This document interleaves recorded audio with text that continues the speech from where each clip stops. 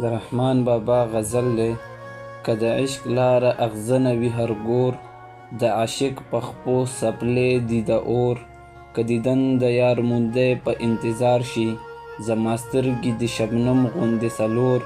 تیغ د اوسپنو محتاج د نرم آب دی کرب او حلم یو په سل دی زیات په زور